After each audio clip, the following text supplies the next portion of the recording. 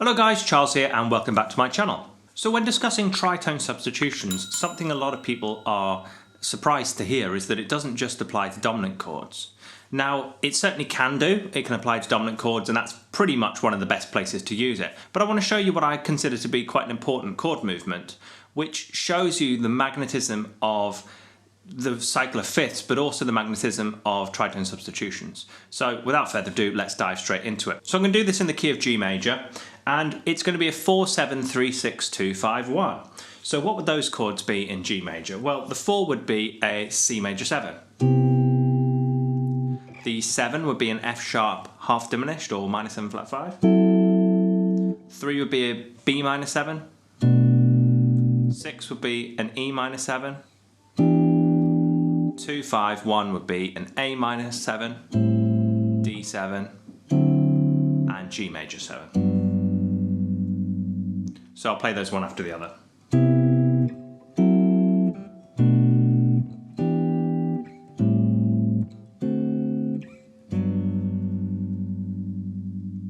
Now those sound really nice, and you can kind of hear that they're heading somewhere. They're heading towards that G. They've got that magnetism. So all we're going to do now is every other chord is going to become a tritone substitution.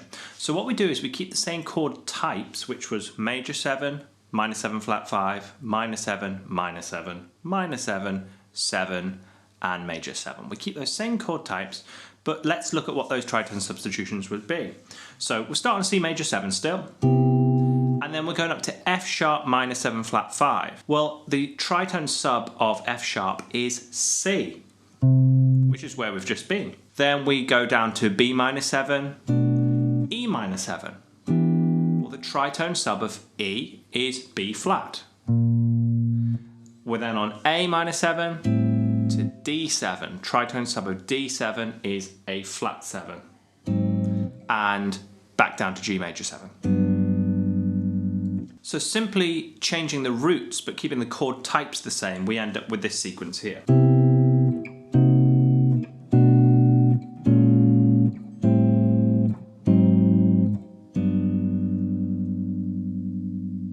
So you can hear that although we've changed the roots, it still has that magnetism, and arguably it now has even more magnetic pull down to the root because of these chromaticisms that we're adding in there. Let's just hear the original one more time.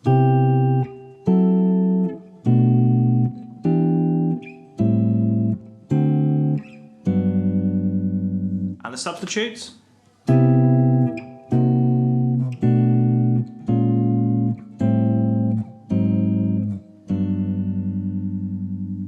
Now it's definitely got at least the same amount of pull. I personally think it has more gravity pulling us towards that tonal center when we use these substitutions. Then the final thing I want to show you is, rather than just using the basic chord types here, let's turn each chord into more of a kind of, I suppose you'd call this like a modal color, where we're really highlighting the exact uniqueness of each chord center. For example, this first chord, we're saying C major 7, but in the key of G it's not really a C major 7, it's a C major 7 sharp 11. That sound there, or this one here, wherever you want to put it. So moving through these and giving them each a more specific, more identifiable feature, we have C major 7 sharp 11, F sharp minor 7 flat 5. That's a very identifiable sound. Then on the 3, technically we would have a flat 9 on this. That sound there, which I like, so I will use that for now, but I know that that's not to everyone's taste. On the E minor 7, we would have a flat 6, which is the Aeolian color. On the A minor 7, we would have a 6, would make it an A minor 6. The Dorian color. On the D7 we'd have a D9 because the natural 9 is what sets this apart from altered chords. And then major 7 on the root. So now again I'm going to keep those same chord types, but I'm going to substitute the roots of them again, tritone sub those roots out, and we end up with this sound.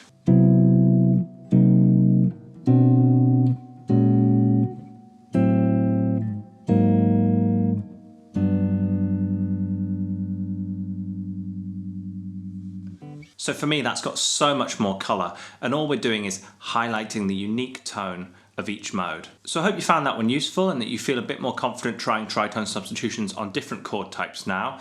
It's just about increasing what I call the gravity, the tonal gravity, which pulls us towards the root. I think that's a George Russell term, actually, tonal gravity. I think that's where I've got that from. If you want to see how this applies to lead playing, then I did a video quite a while ago now, which you can see up here, that talks about a very similar approach using substitutions, but in a more lead setting to really master our major and harmonic minor scales. If you found that one useful, please do give it a like, subscribe, ding that notification bell, and share with any of your friends who you think could tackle these colours. And as always, I hope you're all doing very well, getting plenty of practice in, and I very much look forward to seeing you in the next one. Cheers! Roll up, let me embed a story you'll never forget. A drip, drip, you're drowning in debt now. You can't buy your way out.